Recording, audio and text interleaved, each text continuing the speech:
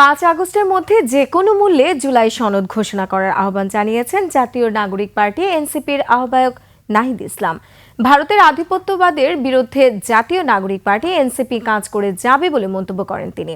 শেরপুর প্রতিনিধি শরীফুর রহমান এবং নেত্রকোনা প্রতিনিধি মনোরঞ্জন সরকারের তথ্য ও ভিডিওতে ডেস্ক রিপোর্ট। জুলাই পদযাত্রার ২৭তম দিনে বিকেলে শেরপুরে যান জাতীয় নাগরিক পার্টি এনসিপির নেতারা। পদযাত্রা শেষে শহরের থানা মোড়ে হয় পথসভা। দলের আহ্বায়ক নাহিদ ইসলাম বলেন, সীমান্তে পুশিন মেনে নেওয়া হবে না।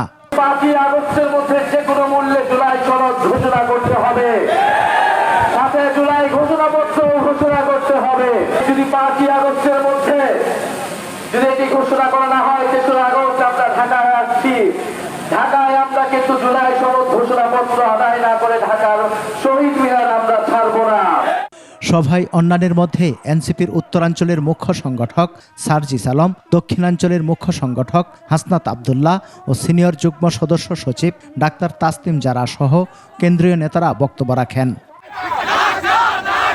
দুপুরে নেত্রকোনা ছোটবাজার শহীদ মিনার থেকে পদযাত্রা শেষে পুরাতন কালেক্টরেট মাঠে হয় পথসভা। সেখানে নাহিদ ইসলাম বলেন, একটি জনকল্যাণমুখী রাষ্ট্র কায়েমের লক্ষ্যে কাজ করছে এনসিপি। এই মুজিববাদ এবং এই যে ভারতীয় আধিপত্যবাদের বিরুদ্ধে বাংলাদেশের যে সংগ্রাম শুরু হয়েছে, বাংলাদেশপন্থী বাংলাদেশের স্বাধীনতা, সার্বভৌমত্ব এবং আঞ্চলিক অখণ্ডতা রক্ষার জন্য, মানবিক মর্যাদা নিশ্চিতের জন্য জাতীয় নাগরিক পার্টি কাজ করে যাবে।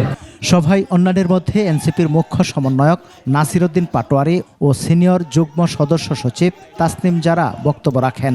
রাজপথে ঐক্যবদ্ধ থাকবেন। বাংলাদেশের মানুষ নতুন সংবিধান সংস্কার এবং শেখ হাসিনার বিচারের টিকিট নিয়েই ঘরে ফিরবে ইনশাআল্লাহ। সোমবার জুলাই পদযাত্রা জামালপুর ও ময়মনসিংহে।